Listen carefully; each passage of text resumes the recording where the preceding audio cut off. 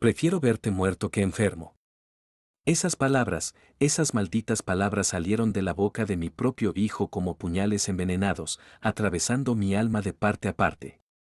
Mi nombre es Don Ricardo, tengo 75 años, y esta historia que estás por escuchar no es bonita, pero es verdadera. Esa noche maldita, esa noche que cambiaría mi vida para siempre, estábamos cenando en familia. Yo acababa de llegar del hospital civil después de recibir los resultados de mis estudios médicos. Los doctores habían confirmado lo que ya sospechaba, cáncer de próstata, etapa 2, no terminal aún, pero que requería cirugía inmediata, quimioterapia y cuidados constantes durante los próximos meses. Alejandro, mi hijo mayor de 45 años, había estado cada vez más distante desde la muerte de su madre hace 3 años. Ese evento, la pérdida de Carmen, había cambiado nuestra dinámica familiar por completo.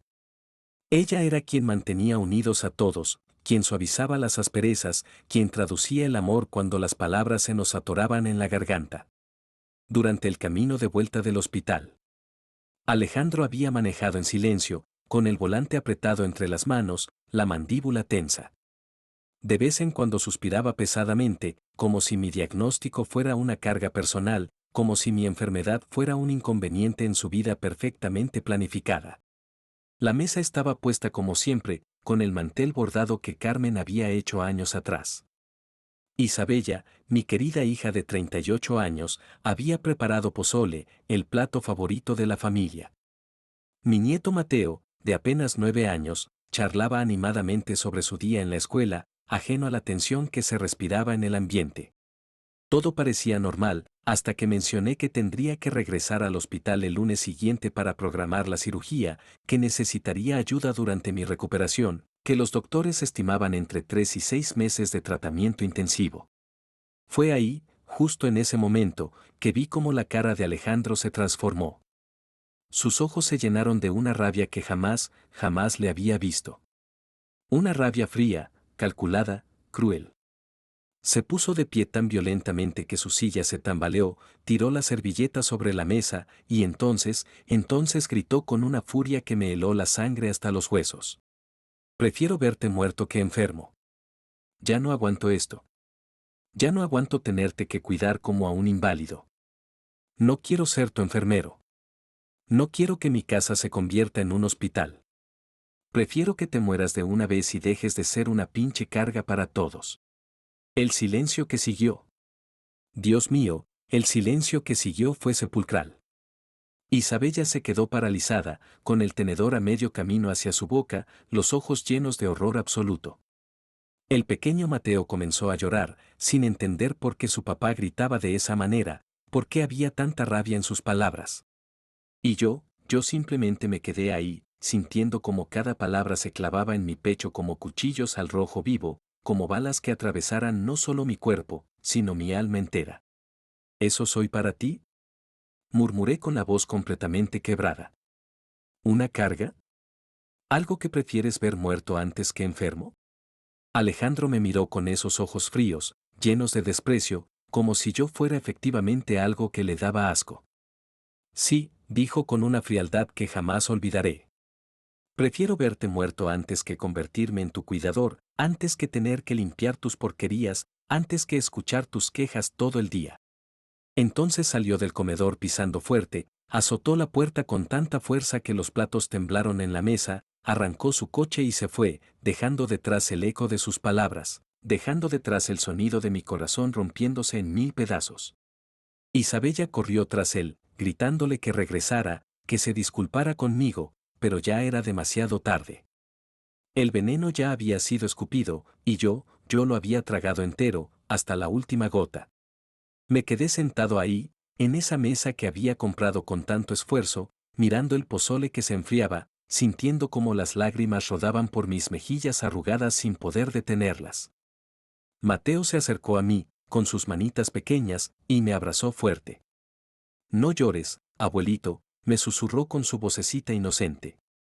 Yo sí te quiero, yo sí te voy a cuidar cuando estés enfermo. Esa noche maldita, no pude dormir ni un minuto. Me quedé mirando al techo, como un fantasma, con el corazón encogido, la mente repitiendo esas palabras como un eco maligno que no me dejaba en paz. Prefiero verte muerto que enfermo. Prefiero verte muerto que enfermo. Una y otra vez, como una condena, como una sentencia de muerte pronunciada por mi propio hijo. No sabía si llorar o reírme por haber sido tan tonto, tan ciego, porque ahora todo tenía sentido cristalino. Los suspiros de impaciencia cuando yo mencionaba mis achaques, las miradas de fastidio cuando necesitaba ayuda con algo, los comentarios sarcásticos sobre mi edad durante las comidas familiares, las veces que llegaba a casa y él cambiaba de tema cuando yo entraba a la habitación. Después de la muerte de Carmen, Alejandro había cambiado completamente. Ya no era el hijo cariñoso que me abrazaba cuando llegaba del trabajo, ya no era el joven que me pedía consejos sobre su vida, se había vuelto frío, distante, resentido, como si culpara a la vida, y por extensión, a mí, por haberle quitado a su madre. Yo simplemente no quería verlo. Me aferraba a la imagen de ese niño que me abrazaba con los brazos cortitos, con las manos llenas de tierra del jardín, que me decía papi, no te vayas cada vez que salía a trabajar. Pero ese niño había muerto junto con su madre. Lo que quedaba ahora era un hombre frío, cruel, despiadado, que prefería ver a su padre muerto antes que ayudarlo en su enfermedad. Al día siguiente me levanté como siempre, preparé café, puse pan sobre la mesa y esperé que saliera de su cuarto. Pero no regresó esa noche, ni la siguiente. Isabella me llamó llorando, diciéndome que él estaba en casa de un amigo, que estaba avergonzado, que no sabía cómo enfrentar lo que había dicho. Dale tiempo, papá, me decía con voz suplicante. Está arrepentido, de verdad está arrepentido. La muerte de mamá lo cambió, lo volvió duro, pero en el fondo te ama. Pero yo ya no quería escuchar excusas. Ya no necesitaba justificaciones. Ya no esperaba arrepentimientos. Porque había descubierto algo que me liberó completamente. Cuando alguien te muestra quién realmente es en su corazón, créele la primera vez. No esperes segundas oportunidades, no busques explicaciones, no inventes disculpas por ellos. Y mi hijo ya me había mostrado su verdadera cara aquella noche. No había sido la rabia del momento, no había sido la frustración hablando, había sido su verdad más profunda, su sentimiento real hacia mí, hacia mi vejez, hacia mi enfermedad, hacia mi existencia. Durante todo el día sus palabras no se iban de mi cabeza. Me miraba en el espejo del baño y me preguntaba, ¿eso soy yo? ¿Una carga? ¿Un estorbo? ¿Un viejo enfermo al que prefieren ver muerto? Recordé todas las veces que trabajé doble turno para pagarle sus estudios universitarios. Todas las veces que vendí mis herramientas cuando él necesitaba dinero para sus proyectos. Recordé cuando le di mi coche sin pedirle nada a cambio, simplemente porque él lo necesitaba para su trabajo. Y la vez que hipotequé la casa para sacarlo de una deuda de juego que había ocultado durante meses. Todo eso, todo ese amor, todo ese sacrificio, estaba grabado en mi corazón como cicatrices profundas. Y aún así, ahora él prefería verme muerto que enfermo. No dije nada más, ni esa tarde, ni esa noche. Fui a dormir otra vez en silencio, pero esta vez no me sentía derrotado. Me sentía extrañamente en calma, como quien finalmente acepta una verdad dolorosa pero necesaria. Y cuando uno acepta la verdad, uno actúa en consecuencia. Pero sin escándalo, sin gritos, sin portazos. Porque cuando un padre se da cuenta de que su hijo ya no lo quiere, cuando se da cuenta de que su propia existencia es vista como una molestia, no se ruega amor. Se recoge la dignidad, se baja la cabeza, se guarda el orgullo en el bolsillo, y se toman las decisiones que la vida te está pidiendo a gritos. Al tercer día, mientras él trabajaba desde el comedor con su laptop, fingiendo que todo estaba normal, yo pasaba cerca y escuchaba cómo hablaba por teléfono con alguien. Su voz era diferente cuando hablaba conmigo, pero cuando creía que no lo escuchaba, su tono real salía a flote. Mi papá tiene cáncer. Sí, de próstata. Va a necesitar cirugía, quimioterapia, todo el paquete. No sé cuánto tiempo vaya a durar esto, pero va a ser un infierno. La casa se va a convertir en un hospital, con enfermeras, medicinas, olores raros, quejas constantes. Y entonces soltó esa risa, esa risa baja de burla que me atravesó el alma. Es como tener un mueble viejo en la casa, pero que respira, y que se queja, y que va a necesitar atención las 24 horas. Honestamente, no sé si voy a poder con esto. Me fui al jardín, me senté bajo el árbol de naranjas que había plantado cuando Alejandro era niño, cuando todavía corría por el patio gritando de alegría, cuando todavía me veía como su héroe. Miré esa casa hermosa que construí ladrillo por ladrillo, con mis propias manos callosas, trabajando de sol a sol durante más de 30 años.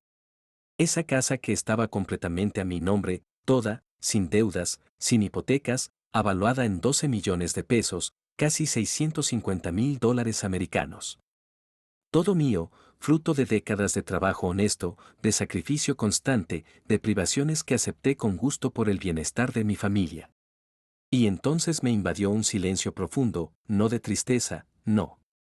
Era un silencio de certeza absoluta, como si una voz dentro de mí dijera: Ricardo, ya es hora de actuar.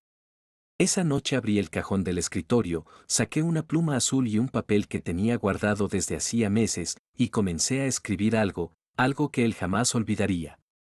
Pero eso te lo cuento después. Los días siguientes fueron extraños, surrealistas. Alejandro actuaba como si nada hubiera pasado, llegaba, comía, se iba, pero evitaba hablar conmigo directamente. Isabella venía todos los días, intentando hacer de mediadora, rogándome que fuera paciente con él. Papá. Alejandro está pasando por una crisis. La muerte de mamá lo afectó más de lo que admite. Ahora con tu diagnóstico, se siente abrumado.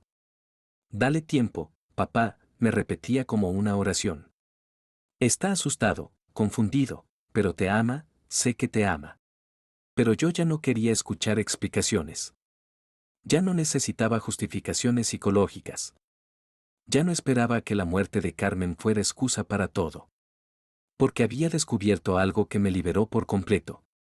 Cuando alguien te muestra quién realmente es en los momentos difíciles, créele inmediatamente. No busques excusas por ellos, no inventes razones que los justifiquen. Mientras Isabella intentaba salvar lo insalvable, yo comencé a hacer algo que jamás pensé que haría a mis 75 años de edad. Empecé a planear mi desaparición total. No fue una decisión impulsiva, no. Fue calculada, meticulosa, fría como el hielo que ahora corría por mis venas. Durante 2 semanas actué con absoluta normalidad. Iba a mis citas médicas, hablaba con los doctores sobre el tratamiento, hacía las compras en el mercado, mantenía la casa limpia, regaba las plantas del jardín. Pero por las noches, cuando la casa quedaba en silencio sepulcral, trabajaba en mi plan de escape. Primero fui al banco. Banamex, donde tenía mis ahorros desde hacía más de 30 años. Mi asesor financiero, el licenciado Hernández, un hombre joven pero profesional, se sorprendió cuando le dije que quería liquidar todas mis inversiones, todos mis certificados de depósito, toda mi cuenta de retiro. ¿Algún problema? Don Ricardo, me preguntó con genuina preocupación en sus ojos. ¿Necesita el dinero para su tratamiento médico? No exactamente, le respondí con una calma que me sorprendió a mí mismo. Solo necesito hacer algunos cambios importantes en mi vida, cambios definitivos. No hizo más preguntas. Fue discreto, profesional, eficiente. En 3 días había liquidado todo. Casi 4 millones de pesos, más de $200,000 americanos, fruto de toda una vida de trabajo, de ahorro, de privaciones voluntarias. Dinero suficiente para vivir cómodamente el resto de mis días, sin depender de nadie, sin pedirle nada a nadie. Luego visité la inmobiliaria. Propiedades Tapatías, la misma donde había comprado mi casa 32 años atrás, cuando Alejandro e Isabella eran apenas unos niños que corrían por los pasillos mientras yo firmaba los papeles del préstamo hipotecario que tardé 15 años en pagar. El agente que me atendió era el hijo del hombre que me había vendido la propiedad originalmente. Los ojos se le iluminaron cuando me vio entrar. Don Ricardo, qué gusto verlo después de tanto tiempo. ¿En qué puedo ayudarle? ¿Está pensando en alguna inversión inmobiliaria? Al contrario, le dije sin rodeos, mirándolo directamente a los ojos. Quiero vender mi casa, lo antes posible. Se quedó callado por unos segundos, genuinamente sorprendido. La casa de la colonia americana, una de las zonas más exclusivas de Guadalajara, era una propiedad muy cotizada. ¿Está completamente seguro? Don Ricardo. Es una excelente propiedad, en una ubicación privilegiada, el mercado está muy favorable para los propietarios. Completamente seguro, respondí con firmeza absoluta. Y necesito que sea rápido, discreto, sin complicaciones burocráticas. La propiedad estaba avaluada en 12 millones de pesos mexicanos. Una casa hermosa, de 2 plantas, con jardín amplio, cochera para 3 coches, sin deudas, sin hipotecas, sin gravámenes, sin complicaciones legales. Todo completamente limpio, todo en perfecto orden. ¿Puedo preguntar el motivo de la venta? Me dijo con curiosidad profesional pero respetuosa. Uno solo, respondí mirándolo fijamente. Voy a desaparecer de esta ciudad, para siempre. No hizo más preguntas. Solo asintió con la cabeza y comenzó a revisar su cartera de clientes potenciales. También fui con mi abogado, el licenciado Morales, que había manejado mis asuntos legales durante más de 20 años. Un hombre honorable, discreto, que conocía toda mi historia familiar. Le pedí que actualizara todos mis documentos, que dejara constancia legal y notariada de que yo estaba en pleno uso de mis facultades mentales, que cualquier decisión que tomara respecto a mis bienes era completamente voluntaria, consciente, sin presión ni influencia de terceros. ¿Está todo bien? Don Ricardo me preguntó con esa preocupación paternal que había desarrollado durante años de tratarnos. ¿Su familia está al tanto de estas decisiones? Mi familia está exactamente donde debe estar, respondí con una sonrisa triste. Y yo estoy tomando las decisiones que debí haber tomado hace mucho tiempo. También me sometí a una evaluación psicológica completa, con una doctora especialista en geriatría, que certificó por escrito que mi capacidad mental estaba completamente intacta, que no mostraba signos de demencia, ni de deterioro cognitivo, ni de depresión clínica que pudiera afectar mi juicio. Adicionalmente, grabé un video, largo y detallado, explicando que estaba tomando decisiones patrimoniales importantes, que nadie me estaba presionando, que mi mente estaba lúcida y mi voluntad era inquebrantable, que cualquier intento posterior de impugnar mis decisiones sería completamente infundado. Mientras tanto, seguía mi vida cotidiana como si nada estuviera pasando. Alejandro aparecía esporádicamente, con cara de circunstancia, intentando actuar normal, pero evitando cualquier mención a mi enfermedad, a mi tratamiento, a mi futuro inmediato.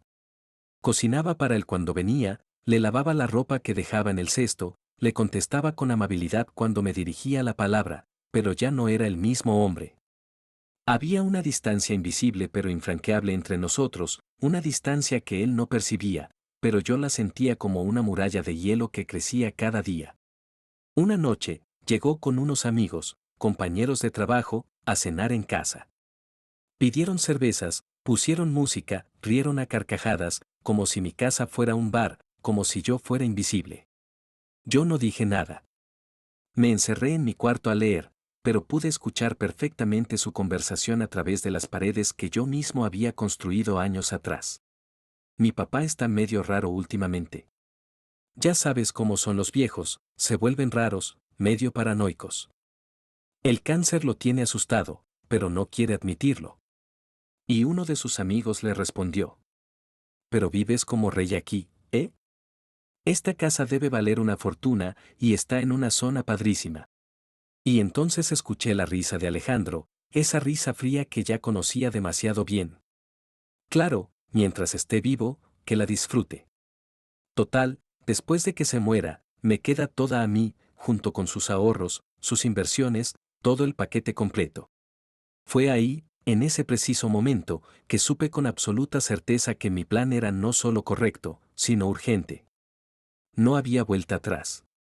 No había segunda oportunidad. No había perdón posible. Mi propio hijo ya me había enterrado en vida, ya estaba planeando mi funeral, ya estaba contando mi herencia, mientras yo seguía respirando en la habitación de al lado. Una semana después, apareció el comprador perfecto. Un empresario regiomontano, dueño de una cadena de restaurantes, que quería la casa para su hija recién casada que se había mudado a Guadalajara por trabajo. Quería pagar todo al contado, sin crédito bancario, sin investigaciones crediticias complicadas, sin trámites burocráticos eternos. Tenía la misma prisa que yo. Todo se alineó perfectamente, como si el universo entero conspirara para liberar mi alma de esa prisión dorada, como si la vida misma dijera: ya basta, Ricardo. Es hora de irte. La noche anterior a la firma de la escritura, dormí mejor que en meses, no por las pastillas que me habían recetado para la ansiedad, sino por la paz profunda que da saber que estás haciendo lo correcto, aunque duela, aunque nadie lo entienda, aunque el mundo entero te juzgue. No era venganza lo que sentía en el pecho, era liberación. Era como si por fin me quitara una cadena invisible que había estado cargando durante años, una cadena de obligaciones no correspondidas, de amor desperdiciado, de sacrificios no valorados. El día de la firma. Alejandro había salido temprano al trabajo, como siempre, sin despedirse, como siempre, sin preguntarme cómo me sentía, como siempre. No sabía nada de lo que estaba por suceder. No sabía que en pocas horas su vida cambiaría para siempre, y que ya no tendría padre, ni herencia, ni casa, ni nada. Llegué a la oficina del notario a las 10 de la mañana en punto. Todos los papeles estaban perfectamente ordenados, todas las firmas preparadas, todos los sellos oficiales en su lugar. El comprador, don Ernesto, era un hombre educado, respetuoso, que entendía que esta no era solo una transacción comercial, sino el final definitivo de una era en mi vida. ¿Está completamente seguro de esta decisión, señor Ricardo?, me preguntó el notario antes de proceder con la firma, cumpliendo con su obligación legal de verificar mi voluntad. Nunca he estado más seguro de nada en mis 75 años de vida, respondí sin dudar ni un microsegundo. Firmé los papeles con mano firme, sin temblor, sin arrepentimiento, sin lágrimas. Vendí mi casa, la casa que construí con el sudor de mi frente, la casa donde mis hijos dieron sus primeros pasos, la casa donde mi esposa murió en mis brazos, por 12 millones de pesos exactos. El dinero se depositó inmediatamente en una cuenta nueva, en BBVA, con medidas de privacidad bancaria reforzadas, con códigos de seguridad que hacían imposible cualquier rastreo no autorizado. Lo tenía todo calculado, todo planeado, todo ejecutado con precisión militar. Regresé a casa. Mi casa, por última vez en la vida. Alejandro aún no volvía del trabajo, tenía tiempo suficiente para lo que faltaba. Subí a mi cuarto, saqué la maleta vieja de cuero marrón, la misma que había usado para luna de miel con Carmen 40 años atrás, y empaqué solo lo esencial. Ropa para varios meses, todos mis documentos importantes, el reloj de oro que mi padre me había regalado cuando cumplí 21 años, algunas fotos antiguas de cuando mis hijos eran pequeños y todavía me amaban sin condiciones, los papeles de la venta, los certificados médicos, el video notariado, y por supuesto, el sobre Manila con la carta que había escrito días atrás. La carta era breve, directa, sin adornos literarios ni palabras rebuscadas, tal como había sido toda mi vida, tal como era mi carácter. Alejandro, el viejo enfermo que preferías ver muerto se fue para siempre. Vendí la casa que tanto te gustaba. Me llevé todo mi dinero. Ya no tienes que preocuparte por cuidar a un enfermo. Ya no tienes que fingir que me amas. Ya no tienes que soportar mi presencia. Cumpliste tu deseo. Ahora aprende a vivir sin la carga que era tu padre. No me busques. No existo más para ti, como tú no existes más para mí. Adiós para siempre.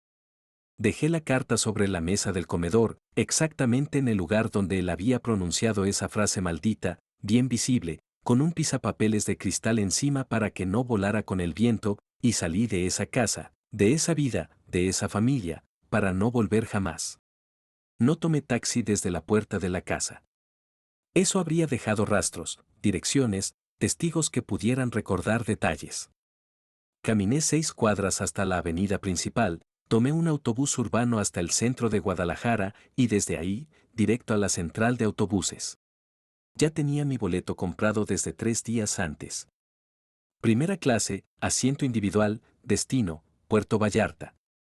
Jalisco. Una ciudad costera que apenas conocía, donde nadie me conocía, donde podría empezar completamente de nuevo, o morir en paz frente al mar. Lo que el destino decidiera. El autobús salió a las 4 de la tarde en punto. Mientras veía Guadalajara desaparecer por la ventana, mientras las montañas y los pueblos se sucedían uno tras otro, sentí algo que no había experimentado en años. Paz. Paz profunda, silenciosa, liberadora. No era felicidad lo que sentía, no exageremos, pero sí era alivio. Como si por fin hubiera soltado un peso gigantesco que llevaba cargando sin darme cuenta, como si hubiera dejado de contener la respiración después de años de asfixia emocional. Alejandro llegó a casa esa noche a las 7:30, como siempre. Traía comida china para cenar, había pensado disculparse conmigo de manera formal, tenía planeado hablar sobre mi tratamiento médico, sobre las opciones de cuidado en casa. Pero cuando abrió la puerta, la casa estaba completamente vacía de mi presencia. No vacía de muebles, sino vacía de vida, vacía de mi energía, vacía de mi respiración. Al principio pensó que había salido a caminar, que regresaría pronto como siempre. Puso la comida en la cocina, encendió la televisión, se sirvió una cerveza y esperó. 1 hora, 2 horas, 3 horas. A las 11 de la noche comenzó a preocuparse realmente. Revisó mi cuarto, mi ropa había desaparecido, mis medicinas, mis documentos personales, mi maleta vieja, todo. Fue entonces cuando vio la carta, ahí en la mesa, esperándolo como una bomba de tiempo, como una sentencia, como el eco de sus propias palabras regresando para confrontarlo. La leyó 1 vez, 2 veces, 3 veces. No podía creerlo. Corrió por toda la casa gritando mi nombre como un loco. Papá. Papá. ¿Dónde estás? Esto no puede ser real. Revisó el jardín, el sótano, cada rincón, cada escondite posible, pero yo ya no estaba, ya no existía en su mundo. Me llamó al celular desesperadamente. 1 vez, 5 veces, 10 veces, 20 veces. No contesté ni una sola llamada. Finalmente, después de la llamada número 25, le mandé un solo mensaje de texto, el último que recibiría de mí en su vida. El muerto que querías ya se fue. No me busques más. Isabella llegó 2 horas después. Alejandro la había llamado histérico, llorando como un niño perdido, diciéndole que yo había desaparecido, que había vendido la casa, que me había llevado todo el dinero, que había dejado una carta terrible. Cuando ella leyó mis palabras, se puso completamente pálida, se sentó en el piso del comedor y comenzó a llorar en silencio, con esas lágrimas que salen del alma más profunda. ¿Qué hiciste? Alejandro, le preguntó con la voz completamente quebrada. ¿Qué le hiciste a nuestro padre? ¿Cómo pudiste ser tan cruel, tan despiadado? Yo no sabía, no pensé que fuera en serio, no pensé que se iba a ir realmente. ¿Qué no ibas a qué?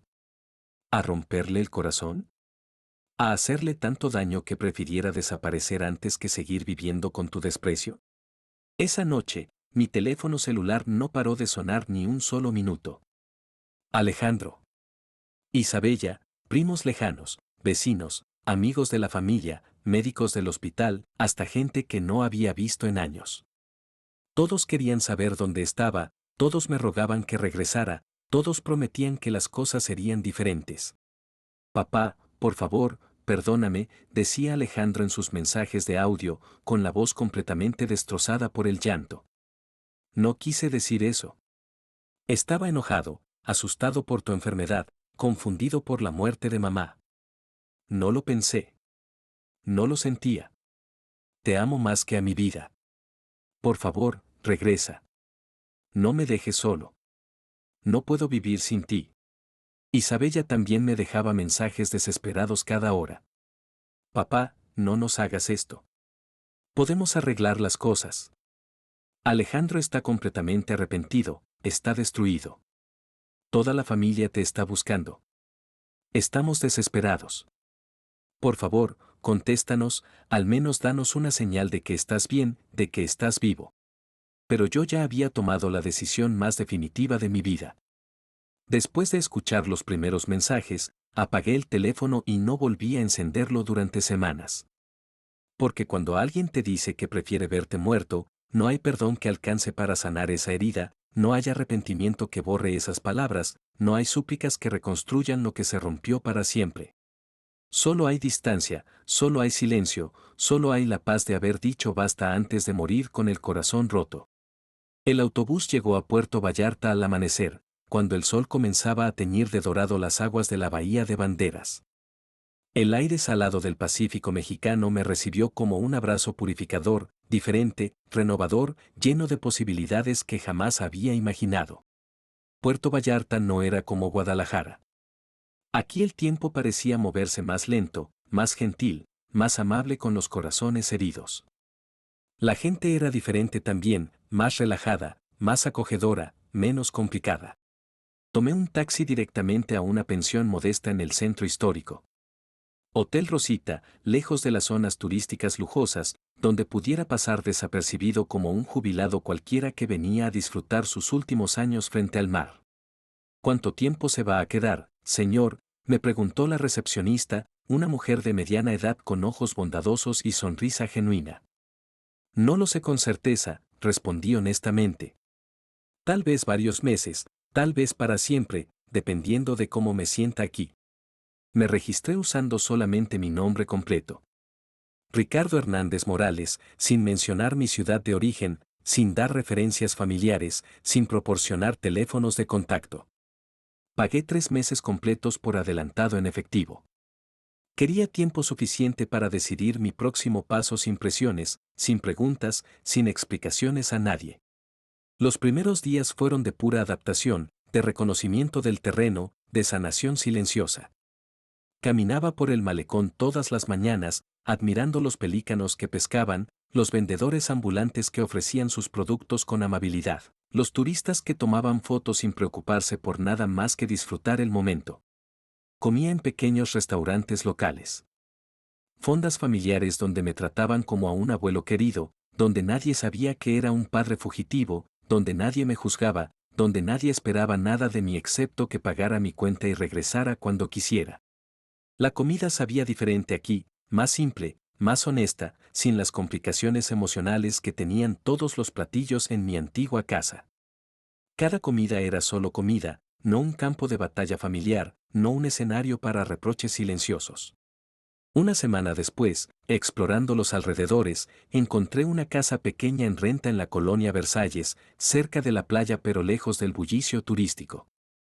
Era una casita sencilla, de una planta, con un jardín pequeño lleno de bugambilias moradas, un porche con hamacas de fibra natural y esa vista parcial del mar que me tranquilizaba el alma solo de mirarla. ¿Le gusta la casa, don Ricardo?, me preguntó la propietaria, doña Esperanza, una mujer mayor que había vivido toda su vida en Puerto Vallarta. Me gusta mucho, ¿puedo rentarla por 6 meses? Por supuesto, se ve que es usted una persona decente, de buen corazón. Aquí va a estar tranquilo. La alquilé inmediatamente, también pagada por adelantado, también en efectivo.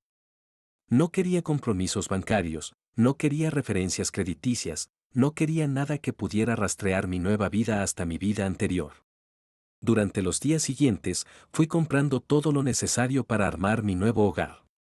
Muebles sencillos pero cómodos comprados en tiendas locales, una televisión pequeña para las noticias del clima y los atardeceres, una estufa, un refrigerador, libros que había querido leer durante años pero nunca tuve tiempo, plantas tropicales para el jardín, todo lo que necesitaba para empezar completamente de nuevo, a los 75 años, pero con el alma en paz. Por primera vez en décadas, armaba un espacio vital solo para mí. Sin quejas, sin reproches, sin miradas de desprecio, sin comentarios sarcásticos sobre mis costumbres, sin la tensión constante de caminar en puntas de pie en mi propia casa. Solo silencio cuando lo quería, música cuando me provocaba, lecturas largas, siestas sin culpa, comidas a la hora que se me antojara, televisión al volumen que me gustara, libertad absoluta después de años de prisión emocional. Mientras tanto, en Guadalajara, según supe después por Isabella, mi ausencia había causado un caos que jamás imaginé. Alejandro había enloquecido completamente. Había ido todos los días a la casa vendida, rogándole al nuevo propietario, a don Ernesto, que le dijera dónde estaba yo. Por favor, señor Ernesto, usted tiene que saber algo de mi papá. No puede haber desaparecido así como así. ¿Él le dijo algo? ¿Algún comentario sobre dónde pensaba irse? ¿Alguna pista? Don Ernesto, un hombre educado pero firme, le explicó repetidas veces que la venta había sido completamente legal, que yo había actuado con total lucidez, que él no tenía ninguna obligación de proporcionar información personal sobre transacciones privadas. Alejandro había contratado 2 detectives privados diferentes, había ido a todos los hospitales de Jalisco, había revisado morgues en 5 ciudades, había puesto denuncias en todas las delegaciones de policía de la zona metropolitana, había contratado rastreadores especializados en personas desaparecidas. Todo completamente inútil.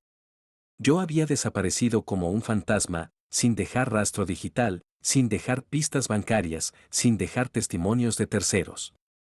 Mi planeación había sido perfecta, mi ejecución impecable, mi desaparición total. Y si le pasó algo malo, le repetía a Isabella todos los días, obsesivamente. ¿Y si se murió solo en algún hospital público y nadie sabe quién es? ¿Y si está tirado en alguna parte, enfermo, abandonado, sin dinero, sin ayuda? Todo sería culpa mía, todo. Alejandro, papá se llevó millones de pesos, vendió la casa, planeó todo meticulosamente. Esto no fue un accidente ni un secuestro. Él se fue porque quiso irse, porque lo lastimaste tanto que prefirió desaparecer antes que seguir viviendo contigo. También había intentado impugnar la venta de la casa, había contratado abogados especializados en derecho familiar, había alegado que yo había sido víctima de estafa, que mi edad me hacía vulnerable a aprovechados, que mi diagnóstico de cáncer había afectado mi capacidad de tomar decisiones racionales. Pero todos mis documentos estaban en perfecta regla legal. El video que grabé con el notario era prueba irrefutable de mi lucidez mental. Las evaluaciones médicas y psicológicas mostraban que mi mente estaba completamente sana. Los testigos confirmaron que había actuado voluntariamente, sin presión de nadie, con pleno conocimiento de las consecuencias. No había absolutamente nada que hacer. La casa ya no era mía, legal, moral, definitivamente. Los nuevos propietarios habían tomado posesión, habían cambiado cerraduras, habían comenzado remodelaciones, habían hecho suyo el espacio donde yo había vivido durante más de 30 años. 2 meses después de mi llegada a Puerto Vallarta, cuando ya me había establecido completamente en mi rutina de playa, cuando ya conocía a todos los vecinos y ellos me conocían como Don Ricardo, el señor tranquilo que lee mucho. Isabella logró encontrarme. Había contratado un investigador privado diferente, más hábil, más persistente que los que había usado Alejandro. Un exagente judicial que se especializaba en localizar personas que no querían ser encontradas. La vi llegar un sábado por la mañana, bajando de un taxi de sitio frente a mi portón. Estaba más delgada, ojerosa, se notaba claramente que había llorado mucho durante estos meses. Tenía esa expresión de alivio mezclado con reproche que solo las hijas saben poner cuando encuentran a sus padres después de una búsqueda desesperada. Nos miramos a través de la reja por unos segundos eternos, en silencio absoluto, y luego corrí a abrirle. Nos abrazamos muy largo, lloramos juntos sin decir una sola palabra. Ese abrazo contenía todo lo que habíamos callado durante meses, todo el dolor, toda la confusión, todo el amor que seguía intacto entre nosotros, todo el miedo de que yo hubiera muerto sin despedirme. Papá, murmuró contra mi pecho, con la voz completamente quebrada. ¿Por qué no contestas el teléfono? ¿Por qué no nos dijiste dónde estabas? Estamos desesperados, todos estamos completamente desesperados buscándote como locos. Porque necesitaba silencio, hija. Necesitaba paz. Necesitaba tiempo para sanar sin que nadie me dijera lo que tenía que sentir, lo que tenía que hacer, lo que tenía que perdonar. Pero papá, desapareciste sin decir nada. Alejandro pensó que habías muerto, que te habían secuestrado, que algo terrible te había pasado. Algo terrible sí me pasó. Isabella. Mi propio hijo me dijo que prefería verme muerto que enfermo. Y yo decidí cumplir su deseo, al menos la parte de desaparecer de su vista. Pasamos horas enteras hablando en el porche, tomando café que ella había traído en termos desde Guadalajara, comiendo galletas María que sabían a infancia, recuperando la conexión que nunca habíamos perdido realmente. Me contó del estado emocional de Alejandro, de cómo había perdido más de 15 kilos en 2 meses, de cómo no podía dormir por las noches, de cómo se había vuelto un fantasma de sí mismo, obsesionado con encontrarme, consumido por la culpa y el arrepentimiento. Está completamente destruido, papá. No come, no duerme, no trabaja bien. Solo piensa en encontrarte, en pedirte perdón. Dice que se va a morir si no lo perdonas. ¿Y crees que el arrepentimiento borra las palabras? ¿Isabella? No, pero papá, es tu hijo, es mi hermano. Está sufriendo de una manera horrible. Yo también soy su padre, y también sufrí de una manera horrible cuando me dijo que prefería verme muerto. La diferencia es que yo sufrí en silencio, sin hacerle daño a nadie, sin lastimar a nadie más. Pero papá, todo esto empezó con la muerte de mamá. Alejandro cambió después de eso, se volvió frío, resentido, como si culpara al mundo por habérsela quitado. La muerte de tu madre nos cambió a todos. Isabella. A mí también me dolió, también me quedé solo, también sentí rabia contra el mundo. Pero eso no me dio derecho a lastimar a nadie, mucho menos a mis hijos. No hay peros, hija. No hay justificaciones válidas. No hay excusas que alcancen. Tu hermano dijo lo que realmente sentía en el fondo de su corazón. Y yo, después de 75 años de vida, finalmente tuve el valor de actuar en consecuencia de esas palabras. Me preguntó directamente si pensaba volver algún día a Guadalajara. Le dije que no. Que nunca, que jamás. Que esta nueva vida, aunque más simple, aunque más modesta, me había devuelto algo fundamental que había perdido durante años, el respeto por mí mismo, la dignidad, la paz mental, la capacidad de dormir sin pesadillas. ¿Puedo seguir visitándote, papá? ¿Puedo traer a Mateo algunas veces? Siempre, hija. Esta puerta siempre estará abierta para ti, para Mateo, para quien me ame de verdad, sin condiciones, sin reproches, sin intentar cambiarme. ¿Y Alejandro, papá? Nunca va a haber una posibilidad. Alejandro tomó su decisión aquella noche cuando gritó lo que gritó, cuando escupió todo ese veneno que tenía guardado en el alma. Yo solo tomé la mía, varios meses después, pero finalmente la tomé. Esa tarde, cuando Isabella se fue de regreso a Guadalajara, me senté en mi hamaca del porche con una taza de café de olla que había aprendido a preparar, miré el atardecer sobre la bahía, los colores naranjas y rosados que se reflejaban en el agua, y sonreí genuinamente. Por primera vez en muchos años, sonreí sin forzar los músculos de la cara, sin actuar para nadie, sin fingir felicidad. Había descubierto algo hermoso y liberador: uno puede ser genuinamente feliz incluso después de perderlo todo, si lo que pierde ya no le hacía bien al alma, si lo que pierde ya era un peso más que una bendición. Los meses siguientes fueron los más tranquilos y genuinamente satisfactorios de toda mi vida. Mi rutina se había vuelto casi sagrada, casi ceremonial en su simplicidad. Me despertaba antes del amanecer, preparaba mi café, salía al pequeño jardín a regar las bugambilias, y me sentaba en el porche a ver nacer el día sobre la bahía, escuchando el sonido de las olas, sintiendo la brisa marina en el rostro, respirando aire que no estaba contaminado de reproches ni tensiones familiares. Había descubierto el placer de no tener prisa para nada, de no deber explicaciones a nadie, de no fingir que estaba bien cuando no lo estaba, de no caminar en puntas de pie en mi propio hogar. Isabella me visitaba cada mes, a veces traía a Mateo. El niño se había adaptado completamente a mi nueva vida, le encantaba la playa, las hamacas del porche, los mangos que cortábamos juntos del árbol del vecino. Construíamos castillos de arena, buscábamos caracolas, jugábamos cartas bajo la sombra de las palmeras. ¿Por qué ya no vives con nosotros en Guadalajara, abuelito?, me preguntó un día con esa curiosidad inocente que solo tienen los niños.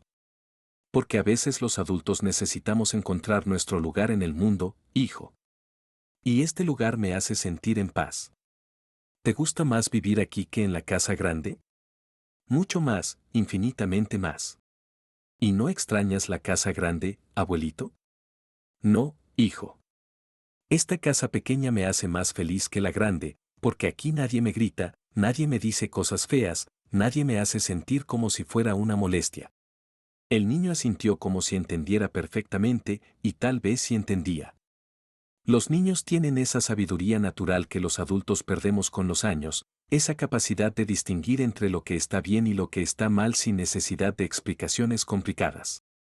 Isabella me contaba las novedades de Guadalajara, pero evitaba mencionar a Alejandro a menos que yo preguntara específicamente. Y yo casi nunca preguntaba, porque había aprendido que hay dolores que solo sanan con distancia, hay heridas que solo se curan con olvido voluntario.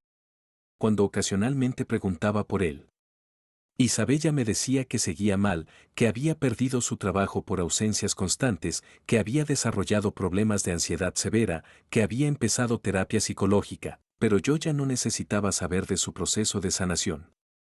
Eso era entre él y su conciencia, entre él y sus propios demonios. Una tarde de octubre. Isabella llegó más seria que de costumbre. Se sentó en la hamaca de al lado, suspiró profundo, y bajó la voz como quien va a dar noticias realmente graves. Papá, necesito contarte algo, pero no quiero que te alteres, no quiero que te afecte tu tranquilidad. Dime, hija. A mi edad, y después de todo lo que he vivido, pocas cosas pueden sorprenderme ya. Alejandro está en serios problemas, papá. Lo despidieron definitivamente de su trabajo por irregularidades en el manejo de cuentas.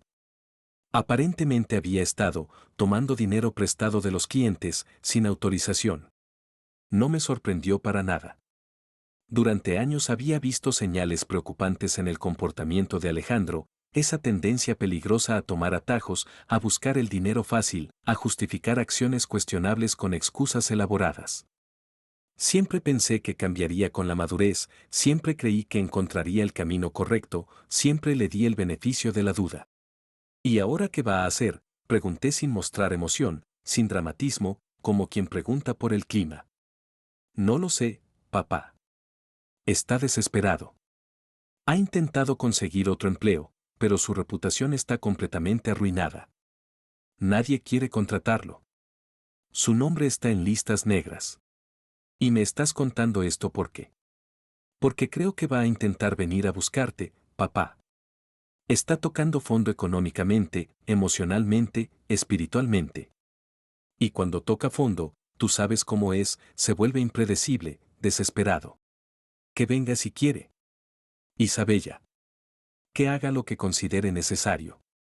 Ya no soy el mismo hombre que se fue de Guadalajara hace un año. Ya no tengo miedo de él, ni lástima, ni ganas de rescatarlo de sus propias decisiones. 3 semanas después, exactamente como Isabella había predicho, sucedió lo inevitable. Era un jueves por la tarde, estaba regando mis bugambilias cuando lo vi aparecer al final de la calle de adoquines. Venía caminando muy lentamente, arrastrando los pies, cargando una mochila vieja, con la ropa arrugada, sudorosa, sucia. Alejandro había envejecido 10 años en esos meses. Tenía ojeras profundas como cráteres, había perdido tanto peso que parecía un esqueleto vestido, la ropa le quedaba enorme, como si fuera el disfraz de un espantapájaros. Su cara tenía esa expresión derrotada, esa mirada perdida de quien ya no sabe dónde está parado en la vida. Se acercó lentamente al portón de mi casa, como un perro apaleado que regresa buscando las obras de cariño, con la cabeza baja, sin atreverse a mirarme directamente a los ojos, temblando visiblemente. Papá, murmuró con voz ronca, quebrada, irreconocible. Alejandro, respondí sin detener mi trabajo de jardinería, sin mostrar sorpresa, sin dramatismo. ¿Podemos hablar un momento? Ya hablamos hace tiempo, hijo. ¿No recuerdas? Me dijiste que preferías verme muerto que enfermo. Me parece que ya dijiste todo lo que tenías que decir. Papá, por favor. Su voz se quebró completamente. ¿Qué quieres? ¿Alejandro? ¿Qué te trae hasta Puerto Vallarta después de desearme la muerte? Se desmoronó completamente. Comenzó a temblar incontrolablemente, a sollozar como un niño pequeño perdido, a llorar con esos gemidos desgarradores que salen del alma más profunda, de la desesperación más absoluta. Ayuda, papá. Por favor, te lo suplico. Necesito ayuda. No tengo trabajo, no tengo dinero, no tengo dónde vivir. Me echaron del departamento por no pagar la renta. Estoy durmiendo en albergues públicos. No tengo absolutamente nada. Me quedé sin nada. Y vienes a pedirle ayuda a alguien que preferías ver muerto. Alejandro. Papá, perdón. Perdón. Perdón por todo. No sabía lo que decía aquella noche. Estaba enojado, confundido, asustado por tu enfermedad, borracho, fuera de mí. No lo pensé. No lo sentía realmente. Te amo, papá. Siempre te he amado más que a mi propia vida. ¿Me amas? Alejandro. ¿De verdad me amas? Sí.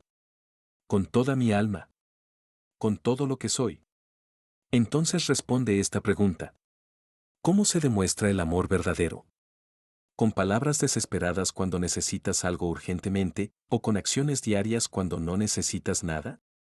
Se quedó completamente callado, desarmado por mi pregunta directa, sin respuesta válida, porque sabía que yo tenía razón. El amor, hijo, no se demuestra con súplicas cuando estás en problemas. Se demuestra con respeto cotidiano cuando todo está aparentemente bien. Se demuestra con paciencia cuando el otro está enfermo. Se demuestra con cuidados cuando el otro te necesita. Y tú, durante años, me demostraste desprecio, burla, impaciencia, y finalmente, la preferencia por mi muerte. Dame una oportunidad. Una sola oportunidad. He cambiado completamente. Juro por la memoria de mi madre que he cambiado. Los juramentos. Alejandro, se los llevó el viento hace mucho tiempo. Las promesas desesperadas no significan nada cuando vienen de la necesidad, no del corazón. Lo miré fijamente durante varios minutos, en silencio total, estudiando su rostro, buscando señales de cambio genuino, de arrepentimiento real, de transformación auténtica. Vi al hombre que había criado desde bebé, que había educado, por quien había trabajado como esclavo durante décadas, a quien había amado incondicionalmente. Pero también vi al hombre que me había herido de la manera más cruel posible, que había pisoteado mi dignidad cuando más vulnerable estaba, que había escupido veneno sobre mi amor de padre, que había preferido verme muerto antes que ayudarme en mi enfermedad. No, le dije finalmente, con voz firme pero sin rabia, sin venganza, sin sadismo. No, ¿qué, papá? No puedo ayudarte. Alejandro. No voy a ayudarte. ¿Por qué no? Soy tu hijo. Precisamente porque eres mi hijo es que no te voy a ayudar. Porque como padre, es mi responsabilidad enseñarte que las acciones tienen consecuencias, que las palabras duelen, que el amor no es gratis, se gana con respeto, se conserva con cuidados, se pierde con crueldad. Por favor, papá. No me dejes así. No tengo a nadie más en el mundo. Tenías a alguien. Alejandro. Me tenías a mí, durante 75 años me tuviste incondicionalmente. Pero decidiste que preferías verme muerto antes que enfermo. Ahora vive con las consecuencias de esa decisión. Pero me voy a morir solo. Me voy a morir en la calle como un perro. Esa posibilidad existía también para mí cuando me dijiste lo que me dijiste. La diferencia es que yo me alejé con dignidad, tú puedes elegir cómo enfrentar tu situación. Cerré el portón lentamente, sin violencia, sin rabia, sin teatralidad, pero con firmeza absoluta e inquebrantable. Lo dejé ahí, llorando, suplicando, golpeando suavemente la reja de madera, gritando mi nombre con desesperación genuina pero tardía. Entré a la casa y cerré la puerta principal. Mi corazón latía acelerado, no de nervios, sino de certeza profunda. Sabía, con absoluta convicción, que había hecho lo correcto para ambos. Porque había entendido algo fundamental sobre la paternidad. A veces, el mayor acto de amor paternal es decir que no. Cuando él sí sería destructivo para ambos, cuando él sí perpetuaría patrones tóxicos, cuando él sí impediría el crecimiento real del hijo. A veces, amar de verdad a un hijo es permitir que enfrente completamente solo las consecuencias de sus decisiones, sin rescatarlo, sin salvarlo, sin perpetuar su dependencia emocional ni económica, sin validar su irresponsabilidad con compasión mal entendida. Esa noche no dormí completamente tranquilo, No por culpa ni arrepentimiento, sino por la intensidad emocional del reencuentro, por la certeza absoluta de haber hecho lo correcto, pero también por lo difícil que había sido mantenerme firme ante las súplicas desesperadas de mi propio hijo. Duele ser fuerte cuando el mundo entero espera que seas débil, cuando la sociedad te programa para ser un padre eternamente disponible, un salvavidas permanente, un rescatista profesional de hijos irresponsables, sin importar cuánto daño te hayan hecho, sin importar cuánto desprecio hayas recibido a cambio de tu amor incondicional. Al día siguiente, muy temprano en la mañana, Isabella me llamó al teléfono fijo de la casa, completamente furiosa, con una rabia que jamás le había escuchado. ¿Cómo pudiste rechazarlo de esa manera tan cruel, papá? Alejandro está completamente destruido. Está durmiendo en la calle. Dice que se va a matar si no lo perdonas. Ya estaba destruido antes de venir aquí. Isabella. Yo no lo destruí. Él solito se fue destruyendo año tras año con sus malas decisiones, con su falta de respeto, con su crueldad hacia mí, con sus problemas de dinero, con su incapacidad para asumir responsabilidades. Pero es tu hijo, papá. Es mi hermano. Y yo soy su padre. Y precisamente como padre, le estoy enseñando la lección más importante y más necesaria de su vida, que las acciones tienen consecuencias inevitables, que las palabras crueles duelen para siempre, que el amor no es gratis, que el respeto no es opcional. Pero está durmiendo en albergues públicos. Esa es su decisión. Isabella. Él tiene otros familiares lejanos, tiene excompañeros de trabajo, tiene conocidos, tiene la posibilidad de buscar trabajos humildes, de empezar desde abajo, de reconstruir su vida con esfuerzo honesto. Si está en albergues es porque quemó todos los otros puentes disponibles antes de llegar al mío. Y tu puente también lo quemó, papá. Exactamente. Mi puente también lo quemó aquella noche maldita cuando gritó que prefería verme muerto antes que enfermo, cuando me dijo que no quería ser mi cuidador, cuando expresó que mi existencia era una carga insoportable para él. Colgamos enojados por primera vez en nuestras vidas. Era doloroso estar en conflicto con Isabella, pero yo ya había pagado demasiado caro por ser siempre el comprensivo.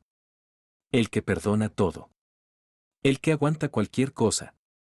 El padre eternamente disponible sin importar el maltrato recibido. No pensaba volver a ser esa persona. No a mis 76 años. No después de haber encontrado la paz interior. No después de haber recuperado mi dignidad. No después de haber aprendido a valorarme a mí mismo.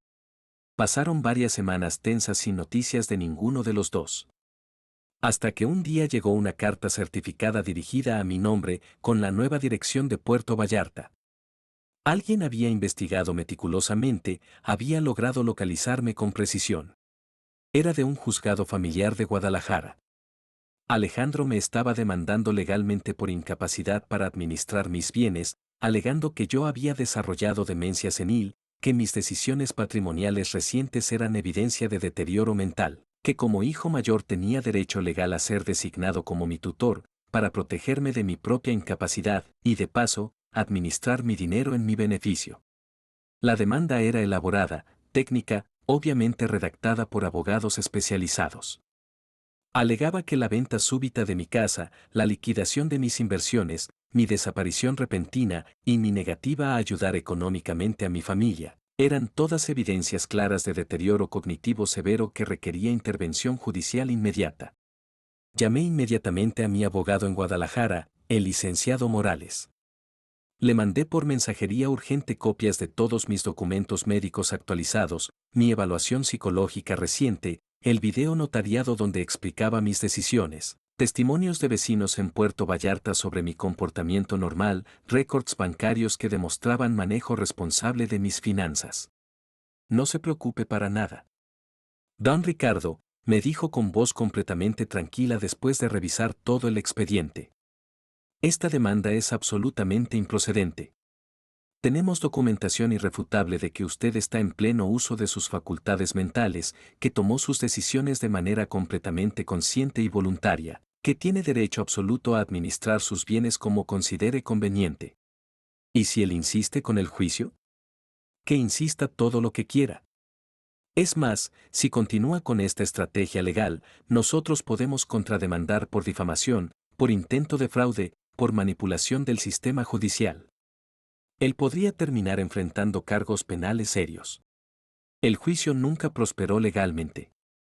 Alejandro retiró la demanda al mes siguiente, probablemente cuando su abogado le explicó la realidad jurídica, cuando le dijeron que no tenía ninguna posibilidad real de ganar, y que además podría enfrentar consecuencias legales graves por presentar demandas frívolas basadas en falsedades evidentes. Pero ya sabía hasta dónde era capaz de llegar mi propio hijo, hasta qué extremos estaba dispuesto a ir para conseguir mi dinero, qué métodos estaba dispuesto a usar para forzarme a regresar, para obligarme a rescatarlo, para quitarme mi libertad de decisión, para convertirme en su fuente de ingresos permanentes sin importar los medios. Había intentado usar el sistema legal para declararme incapacitado mentalmente, para quitarme el control de mi propia vida, para administrar mis bienes según su conveniencia, para convertirme en un títere legal en sus manos desesperadas. Esa fue la confirmación definitiva, la prueba irrefutable, la evidencia final de que mi decisión de alejarme había sido no solo correcta, sino absolutamente necesaria, urgente, salvadora. Mientras tanto, mi vida en Puerto Vallarta continuaba floreciendo como una planta que finalmente había encontrado el suelo perfecto, el clima ideal, las condiciones exactas para crecer en paz. Me había integrado completamente a un grupo de adultos mayores en el Centro Cultural del Malecón, donde compartíamos experiencias de vida, jugábamos dominó los miércoles, contábamos anécdotas los viernes, organizábamos caminatas grupales los domingos por la playa. Muchos de ellos tenían historias dolorosamente similares a la mía. Hijos ingratos que los habían abandonado, familias disfuncionales que los habían maltratado, historias de amor paternal mal correspondido, padres que habían dado todo durante décadas y recibido desprecio a cambio, pero que finalmente habían encontrado el valor de decir basta, de alejarse, de proteger lo que quedaba de su dignidad. Don Ricardo, me dijo una tarde don Esteban, un hombre de 82 años que había sido prácticamente expulsado de su propia casa por sus 4 hijos, todos profesionistas exitosos que consideraban a su padre un estorbo. Usted hizo lo que muchos de nosotros no tuvimos valor de hacer a tiempo. Se respetó a sí mismo antes de morir con el corazón roto. Eso es genuinamente admirable. Nunca es tarde para respetarse, don Esteban. Nunca es tarde para recuperar la dignidad perdida. Nunca es tarde para decir la verdad. Tiene razón. Pero a veces el corazón de padre nos traiciona, nos hace débiles, nos convierte en víctimas voluntarias de nuestro propio amor mal entendido. Una tarde, durante una de nuestras reuniones semanales, me invitaron a contar mi historia completa, sin censura, sin maquillaje, sin autocompasión. Al principio me resistí, pero después acepté el desafío. Hablé con voz clara, con el pecho en alto, sin vergüenza, sin dramatismo, pero también sin ocultar la verdad dolorosa. Yo vendí mi casa y desaparecí porque mi hijo me gritó que prefería verme muerto que enfermo, cuando supo que tenía cáncer de próstata. Y no me fui por orgullo herido, me fui por dignidad recuperada, porque entendí finalmente que si no me defendía yo mismo, nadie más lo haría por mí. Porque el amor incondicional de un padre no debe ser usado como excusa para el abuso emocional de un hijo. Porque hay palabras que no se perdonan, hay heridas que no sanan, hay límites que no se negocian.